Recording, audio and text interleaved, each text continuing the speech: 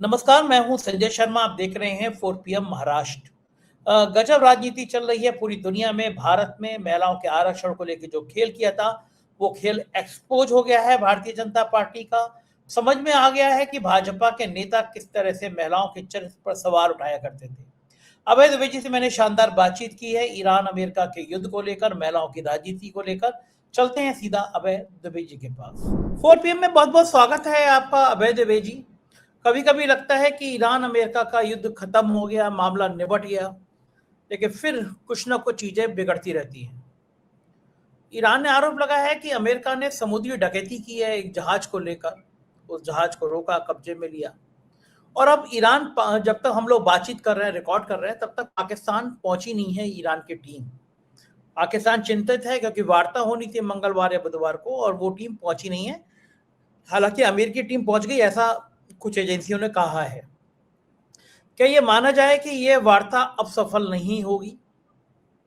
कुछ गोदी मीडिया ने चैनलों में मैं देख रहा था, वो ये कह रहे हैं कि ईरान में भी तख्ता पलट हो गया है। जो पॉलिटिकल लोग हैं वो किनारे कर दिए गए हैं, उनके सैन्य शासन ने एक तरह से कब्जा किया है। तो ये जंग अभी और लंबी चल सकती है। दुनिया में स्थिति बहुत खराब होती जा रही है। तेल की कीमतों में भयंकर बढ़ोतरी हो रही है, महंगाई बढ़ रही है और पूरे दुनिया चिंतित है। इस पूरे मामले पर आपका क्या नजरिया है? देखिए, ईरान के बारे में जो खबरें उड़ाई जा रही हैं, वो तो खबरें अमेरिका द्वारा प्रबंधित खबरें हैं। दुनिया का ग्लोबल मीडिया अमेरिका के शिकंजे में है और अमेरिका का समर्थन करना मीडिया को लगता है जैसे कि वो सही पक्ष में खड़ा हुआ है। और ईरान की एक दो खबरें दिखा दी, ईरान की कुछ बहादुरी की तारीफ कर दी, लेकिन अंततः वो डोनाल्ड ट्रंप, कभी कभी डोनाल्ड ट्रंप की आलोचना भी कर दी, लेकिन अंततः उसका लोहा जो है वो अमेरिका के पक्ष में बचता है। तो ये सब खबरें प्लांटेड हैं कि वहाँ ईरान में रिवोल्यूशनरी गार्ड और पॉलिटिकल लोगों के बीच में एक तरह का विवाद है, या संसद के अध्यक्ष हैं उनके खिलाफ उनको गद्दार कहा जा रहा है। इस प्रकार की खबरें जो है वो अमेरिका उड़वा रहा है। अमेरिका का मकसद ही यह है कि ईरान के अंदर कुछ अंदरूनी बगावत पैदा कर सके, इसलिए, और यही उसका मकसद है। ईरान के अंदर बगावत हो जाएगी तो अमेरिका के सारे मकसद युद्ध हो ही जाएंगे। इतना बड़ा उसने युद्ध छेड़ा, 20 million, 30 million, 35 million dollar, billion dollar से ज्यादा अभी तक खर्च कर दिया, लेकिन आज तक वो अमेरिका ईरान में सत्ता परिवर्तन नहीं करवा पाया। तो मैं तो इन खबरों को मानता हूं कि ये बिल्कुल बेकार की खबरें हैं, इनके ऊपर विश्वास करने की आवश्यकता नहीं है। दूसरी बात, क्या ईरान कल से जो वार्ता शुरू होने वाली है इस्लामाबाद में, उसमें भाग लेगा?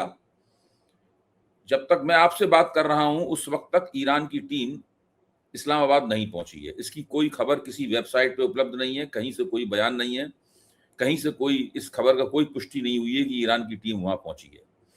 अमेरिका की टीम या तो पहुंच गई है या पहुंचने वाली है, क्योंकि इस्लामाबाद में जिस तरह की गतिविधियां दिख रही हैं सुरक्षा संबंधी और अमेरिकी टीम की अगवानी करने संबंधी गतिविधियां दिख रही हैं, उससे लग रहा है कि उपराष्ट्रपति JD वेंस के नेतृत्व में वहां पर अमेरिकी टीम पहुंचने वाली है। अमेरिकी टीम अकेले पहुंच के करेगी क्या जब तक ईरानी टीम वहां नहीं पहुंचेगी? ईरान की टीम निश्चित रूप से वहां नहीं पहुंची है। अब चूंकि मीडिया अमेरिका के कब्जे में है, तो मीडिया लगातार ये संभावनाएं जता रहा है कि ईरान की टीम आज नहीं पहुंची तो कल पहुंच जाएगी। तो उसका कहना यह है कि अभी तक नहीं पहुंची है तो कोई बात नहीं, लेकिन कल पहुंच जाएगी, क्योंकि वो तो ये लगातार कहेगा ही, जो ट्रंप का मकसद है उस मकसद के मुताबिक कहेगा कि ईरान की टीम वहां पहुंचने वाली है। ईरान ने अपना रवैया पिछले दिनों सख्त किया है। उसने होर्मुज जो खोल दिया था उसको फिर से अपनी तरफ से बंद कर दिया। उसने कहा हमारे जहाज अगर नहीं निकल सकते तो किसी के भी जहाज नहीं निकल सकते। उससे क्या हुआ है कि वहां पूरी तरह गतिरोध पैदा हो गया है और तेल की आवाजाही जो थोड़ी बहुत हो रही थी, तेल और गैस की आवाजाही, वो भी रुक गई है, जिससे पूरी दुनिया में जो एनर्जी संकट था, ऊर्जा संकट था, वो और भी सघन हो गया है और भी संगीन हो गया है और सारी की सारी दुनिया उससे प्रभावित है।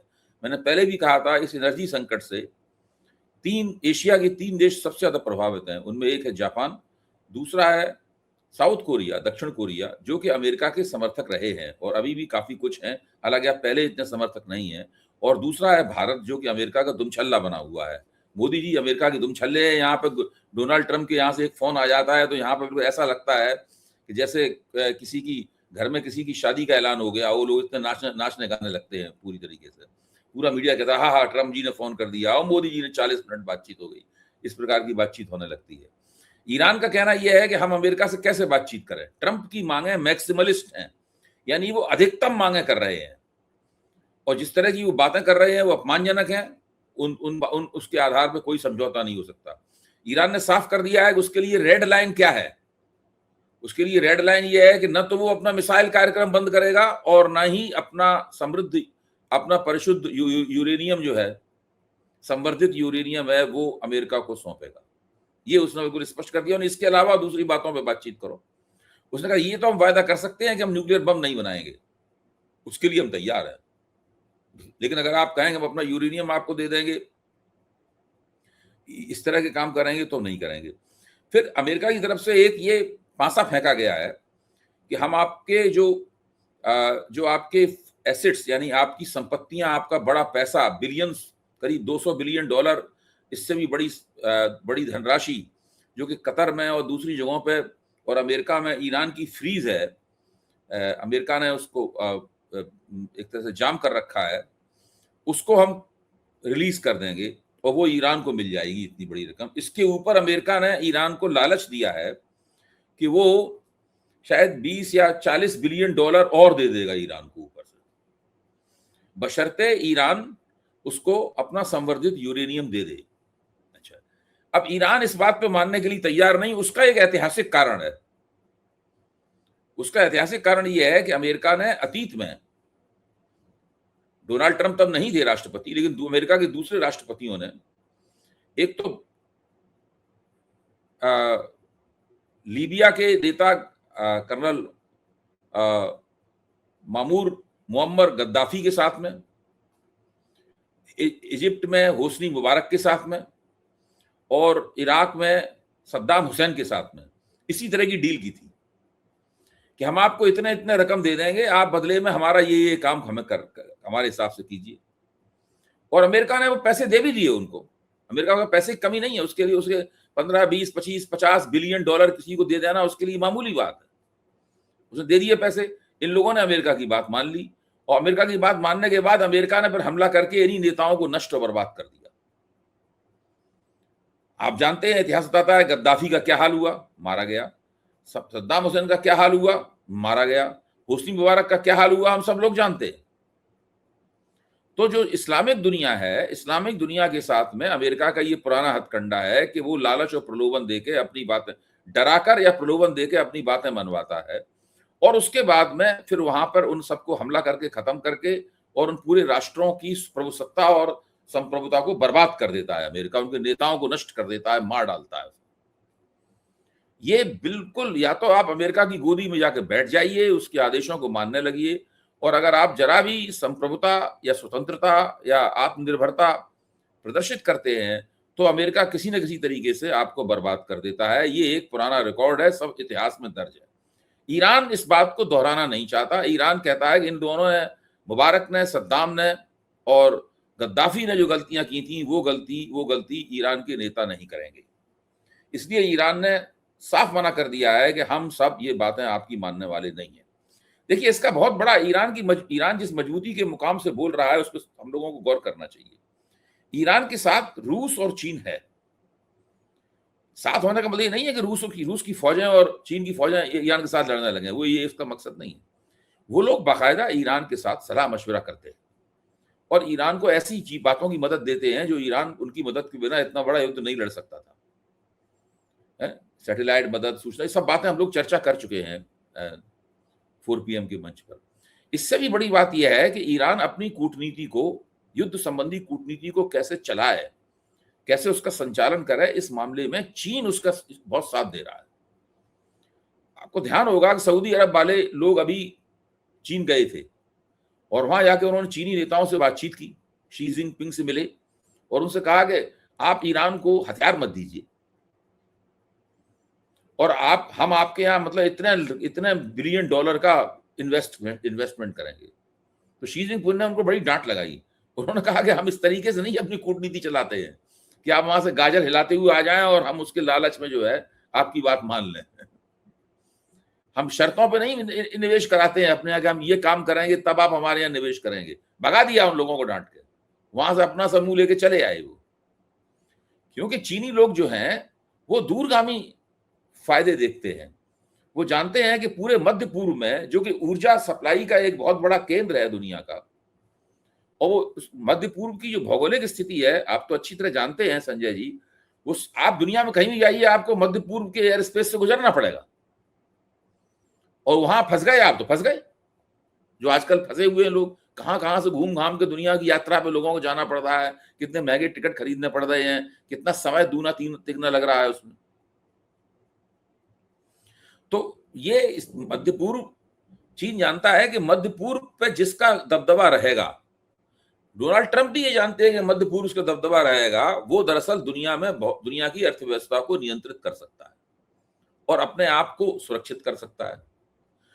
अमेरिका की खूबी यह है कि उसके पास तेल है, इतना तेल है कि अपनी जरूरतें भी पूरी कर लेता है वो, और बेचता भी है। इतना तेल आपको, अमेरिका को कहीं तेल नहीं चाहिए।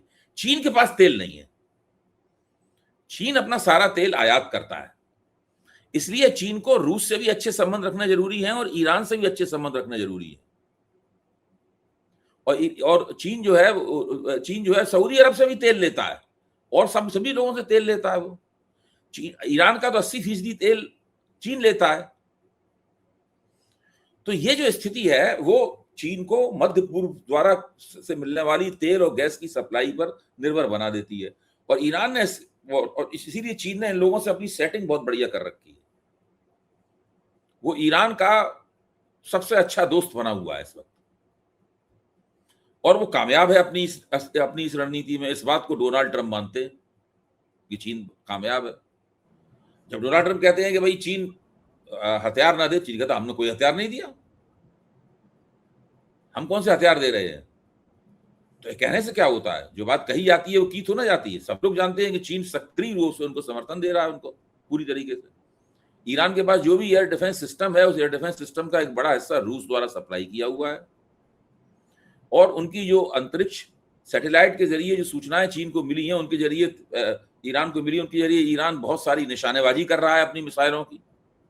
और अमेरिका जानता है कि चीन ही बता देगा कि कहां कहां मिसाइल मारने से अमेरिका के जो युद्धपोत खड़े हुए हैं वहां पे डूब जाएंगे, और उससे उनकी बड़ी बदनामी होगी।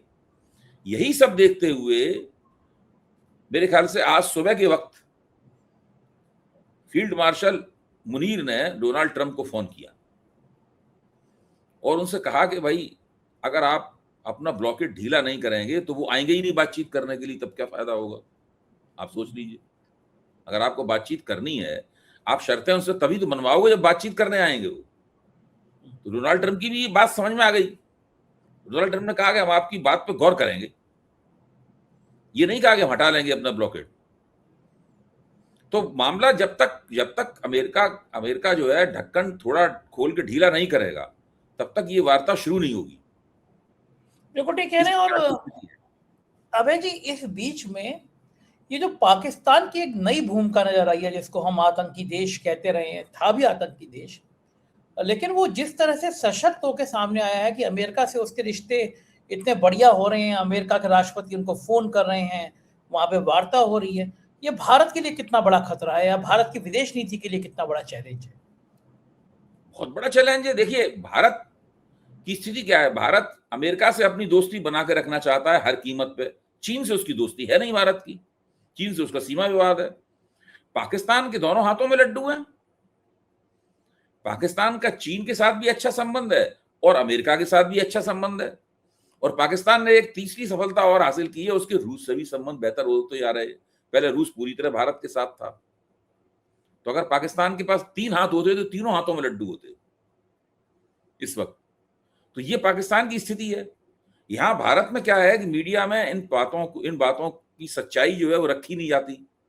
सरकार ये बात कहना कि पाकिस्तान विदेश नीति में भारत को बार बार हरा रहा है, पीछे छोड़ रहा है, ये बात कोई कह नहीं सकता यहाँ पे। जबकि स्थिति यह है कि पाकिस्तान ने जिस तरह से अपनी डिप्लोमेसी की है, उससे भारत जो है वो होड़ में, वैसे भारत पाकिस्तान से बहुत बड़ा देश है, बहुत समृद्ध देश है, बहुत आगे बढ़ा हुआ देश है। दोनों के बीच में फौजी ताकत के बीच में भी कोई मुकाबला नहीं है, अंतर्राष्ट्रीय प्रतिष्ठा का भी कोई मुकाबला नहीं है। दुनिया में जो पाकिस्तानी नागरिक रह रहे हैं वो हर जगह जाके अपना भारतीय के तौर पर परिचय देते हैं, क्योंकि पाकिस्तान के तौर पर परिचय देते हैं तो उनकी इज्जत नहीं बनती। जब वो कहते हैं हम इंडियन है, देखने में वो इंडियन लगते हैं, हम लोगों जैसी भाषा बोलते हैं। पाकिस्तान के पंजाबी, पाकिस्तान के सिंधी, पाकिस्तान के मुहाजिर जब वहां जाते हैं, आपको डेनमार्क में मिलेंगे, आपको पेरिस में मिलेंगे, आपको रोम में मिलेंगे, वो कहते हैं हम तो इंडियन हैं, बसें चला रहे हैं या और काम कर रहे हैं, या वो सेल्फी की स्टिक बेच रहे हैं। पेरिस के चौराहों पे आपको जो इस तरह के छोटे छोटे काम करते हुए मिलेंगे, वो सब पाकिस्तानी हैं या बांग्लादेशी हैं। वो सारे के सारे अपने आप को भारतीय कहते हैं। जितने बांग्लादेशी हैं वो भारतीय रेस्तरां पूरे यूरोप में, इंडियन फूड के नाम से जो रेस्तरां मिलता है, वो उसके मालिक कौन है? बांग्लादेशी। अरहर की दाल रोटी अगर आपको यूरोप में खानी है तो वो बांग्लादेशी रेस्तरां वाला आपको खिलाएगा। तो ये स्थिति है। भारत की इतनी प्रतिष्ठा है, लेकिन मोदी जी ने इस प्रतिष्ठा में बहुत जिसे कहते हैं इस प्रतिष्ठा को बहुत कम किया है। जिस तरह की इन्होंने विदेश नीति बनाई है मोदी जी ने, उससे भारत की प्रतिष्ठा अपेक्षाकृत कम हुई है। और जब इतिहास में आगे आने वाले भविष्य में इस चीज की निष्पक्ष जांच पड़ताल होगी, इसका एक मूल्य निर्णय होगा कि उन्होंने क्या किया है, तब ये बात और स्पष्ट रूप से निकल के आएगी। ठीक बात कह रहे हैं। जरा हम लोग भारत की राजनीति पर भी जिक्र चर्चा कर लें। इस महिला आरक्षण को लेकर विवाद हुआ है लगातार। सत्ता और विपक्ष एक दूसरे पर आरोप प्रत्यारोप लगा रहे हैं। आपकी दृष्टि से ये जो प्रचार तंत्र है, जो आम जनता तक ये मैसेज पहुंचाने की बात है कि किसने महिलाओं के हित में बात की और किसने महिलाओं के अहित की बात की, इसमें कौन भारी पड़ता हुआ नजर आ रहा है? कौन आपको ऐसा लग रहा है कि ये जीत रहा है? देखिए, मैं निष्पक्ष रूप से दोनों पक्षों का तर्क क्या है पहले वो रखूंगा आपके सामने। भारतीय जनता पार्टी है, उसका कहना यह है कि विपक्ष ने महिला आरक्षण को लागू करने में अड़ंगा लगाया। अगर वो तीनों संविधान संशोधन विधेयकों को पास करवा देता तो महिला आरक्षण लागू हो जाता। महिला आरक्षण कब लागू होता ये नहीं बताता वो। महिला आरक्षण तब लागू होता है जब 2011 की जनगणना के आधार पर पहले परिसीमन होता। फिर उस परिसीमन के बाद में जो 543 सीटें हैं वो बढ़कर 815 या 850 हो जाती, तब महिला आरक्षण लागू होता। यह है पूरा भारतीय जनता पार्टी का आंकड़ा। विपक्ष का कहना यह है कि महिला आरक्षण तो पास हो चुका है 2023 में, कानून बन चुका है, राष्ट्रपति दस्तखत कर चुके हैं, आप इसको तुरंत लागू कर दीजिए। आप 543 सीटों पर ही उसको लागू कर दीजिए।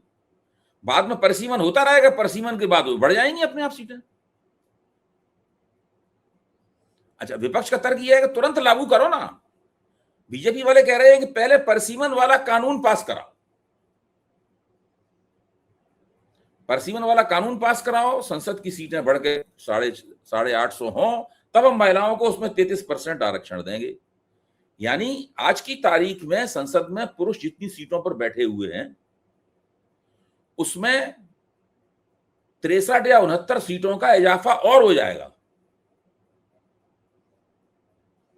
यानी 800 से ज्यादा सीटों वाली जो लोकसभा होगी उसमें पुरुषों की संख्या और ज्यादा बढ़ जाएगी पहले से, तब महिलाओं को 33% आरक्षण प्राप्त होगा। 543 में अगर लागू किया जाएगा तो पुरुषों को कुछ सेक्रीफाइस करना पड़ेगा, महिलाओं को आरक्षण देने में कुछ दिनों के लिए उनकी सीटें कम हो जाएंगी। फिर जब परिसीमन हो जाएगा तो फिर से उनकी सीटें बढ़ जाएंगी, जाहिर है। ये लोग वो करने के लिए तैयार नहीं है। विपक्ष ने इनकी इस हरकत को भांप लिया और उसने कहा कि भाई 2011 की जनगणना के आधार पे आप परिसीमन आपको क्यों करने दें, क्यों करना चाहते हैं आप परिसीमन उससे? जब आपका जनगणना कमिश्नर आपसे कह रहा है कि हम अगले साल तक सितंबर अक्टूबर तक परिसीमन जनगणना करके आपको दे देंगे, और फिर आपका जो परिसीमन आयोग होगा वो परिसीमन कर देगा। इसके लिए ये पूरा प्रपंच मोदी जी ने रचा और लगातार सब जगह झूठ बोलकर वो दिखा रहे हैं कि विपक्ष महिलाओं के सशक्तिकरण में बाधा डाल रहा है और सबसे बड़े महिलाओं की खैरख्वाह वो है।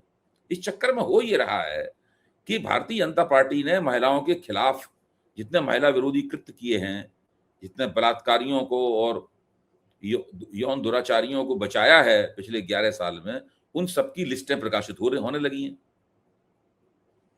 एआई से बनी हुई तस्वीरें चल रही हैं सोशल मीडिया पर। एक तस्वीर है, इसमें सोफे पे डोनाल्ड ट्रंप और नरेंद्र मोदी बैठे हुए हैं और उनके पीछे बाबा राम रहीम, आसाराम और वो उन्नाव का बलात्कारी विधायक, हाँ, कुलदीप सेंगर, और ये सब, हाँ, लास्ट में एप्स्टीन, ब्रजभूषण शरण सिंह सब खड़े हुए पीछे, और पीछे लिखा हुआ है कि महिला आरक्षण विधेयक की ड्राफ्टिंग कमेटी ये लिखा हुआ है पीछे। तो अब ये इस तरह की तस्वीरें चल रही हैं, ये सब एआई जनरेटेड हैं, और वो तस्वीरें चलाने वाले भी कह रहे हैं कि एआई जनरेटेड है, उन्हें कहना भी, लेकिन भाई वो अब एआई मौजूद है, तस्वीर बन सकती है, एआई मौजूद नहीं होती तो ये बातें शब्दों में लिख के कही जाती है। हाँ, मैसेज तो दे ही दिया उन्होंने कि कौन को साथ में, हाँ, दे दिया। अच्छा, अब ये बहुत प्रशांत भूषण जैसे जैसे संजीदा आदमी, इतने बड़े वकील हैं, बड़े सम्माननीय, मैं उनकी बड़ी इज्जत करता हूं, उन्होंने ये पोस्ट किया है, ये तस्वीर पोस्ट की है उन्होंने, आप सोचिए। और बहुत तमाम बातें चल रही हैं, जैसे एक प्रधानमंत्री की पत्नी की एक तस्वीर है,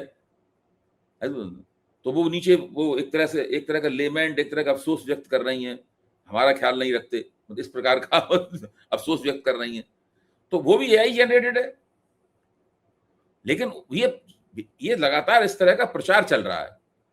अच्छा, इस पूरी प्रक्रिया में क्या हुआ है कि भारतीय जनता पार्टी के अंदर बहुत से लोग एक दूसरे से हिसाब साफ करने लगे हैं। राष्ट्रीय स्वयंसेवक संघ में बहुत लोग निकल के आ रहे हैं और तरह तरह की बातें लोगों के कानों में बता रहे हैं। ऐसा आज मैं मधु किश्वर का एक वीडियो में मेरी निगाह पड़ी, तो हमारी मित्र हैं, तो उनका वीडियो में सुनने लगा, तो वो बता रही थी मधु जी, वो दिल्ली की मुख्यमंत्री रेखा गुप्ता के बारे में कुछ पता नहीं ऐसी बातें बता रही थी, इसका कहना मुश्किल है। फिर वो कह रही थी कि महिलाओं के लिए दुनिया की सबसे असुरक्षित जगह नरेंद्र मोदी के नेतृत्व में जो पीएमओ है वो है, मैं तो अपनी बेटी को कभी भेजूंगी नहीं पीएमओ में काम करने के लिए, भले ही वो आईएएस अफसर क्यों ना हो, मतलब वो इस प्रकार की बातें कह रही थी।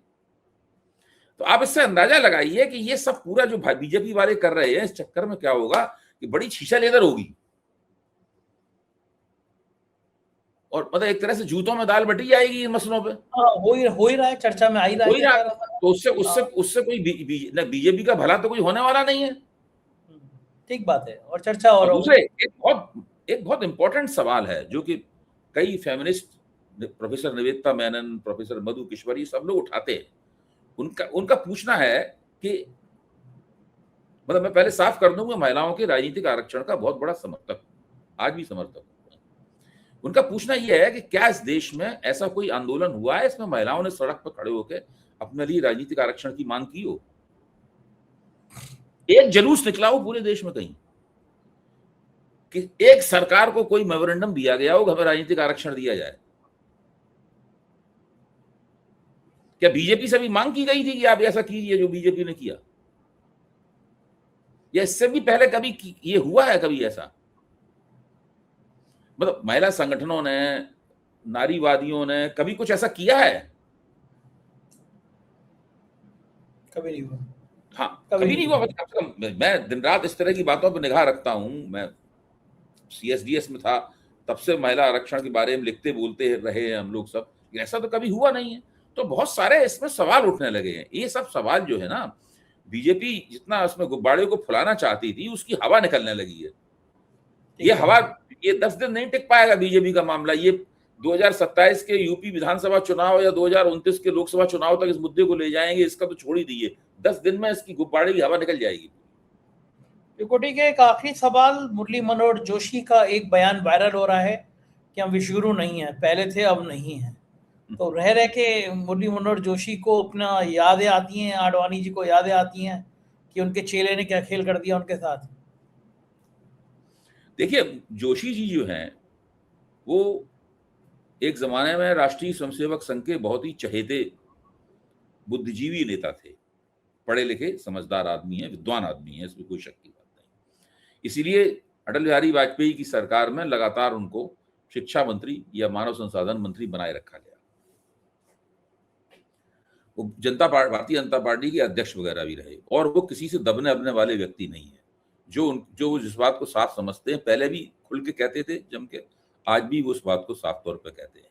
वो नरेंद्र मोदी की अर्थनीति से भी सहमत नहीं है, नरेंद्र मोदी की शिक्षा नीति से भी सहमत नहीं है, और वो नरेंद्र मोदी का जो एक प्रोपेगेंडा पिच रहती है कि हम विश्वगुरु हैं, ये वो हैं, इन सब से भी वो सहमत नहीं है। वो अपनी बात साफ तौर पर कहते हैं और भाजपा के अंदर भी इस प्रकार की प्रोपेगेंडा बातों का मजाक उड़ता है। खुल के तो कोई मजाक कर नहीं सकता। जो सत्ता में आदमी है मोदी, उसकी गर्दन मरोड़ देंगे अगर वो इस तरह उसका राजनीतिक कैरियर समाप्त हो जाएगा। ये कुछ एंकरनियां हैं, वो मोदी जी को विश्वगुरु कहने की कोशिश करती हैं। तो जब आजकल हालत ये हो गई है कि वहां मौजूद लोग जो होते हैं बहस करने के लिए, जो कुछ निष्पक्ष दिखाने के लिए कुछ आलोचकों को बुलाया जाता है, फिर वो आलोचक उनके धुर्रे उड़ाते हैं।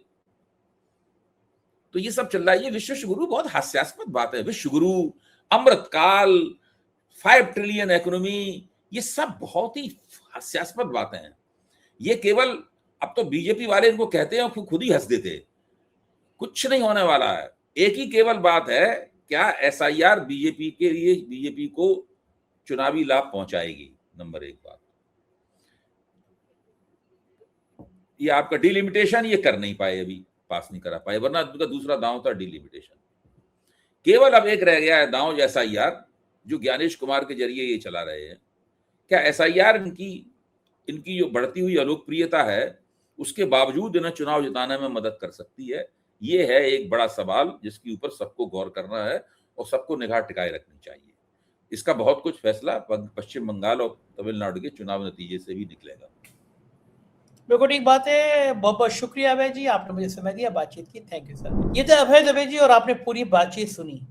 ठीक कह रहे हैं अभय जी कि एक एक करके महिलाओं का जितना यौन शोषण भाजपा नेताओं ने किया है, उतना शायद किसी भी पार्टी ने नहीं किया है। कैसे ये लोग महिलाओं के चरित्र की बातें कर लेते हैं, महिलाओं के हितों की बात कर लेते हैं मंच पे, हकीकत कहीं जुदा है। आप उठा के देखिए, मैं तो हमेशा कहते रहता हूं कि क्यों नहीं संघ का प्रमुख कोई महिला हो जाती, भारतीय जनता पार्टी अपना राष्ट्रीय अध्यक्ष कोई महिला बना दे, तब बात करें महिलाओं की। लेकिन हाथी के दांत खाने के और दिखाने के कुछ और होते हैं। मुझे यकीन है ये बातचीत पसंद आई होगी। कमेंट करिएगा, बताइएगा, चैनल को सब्सक्राइब करिएगा। शुक्रिया, थैंक यू।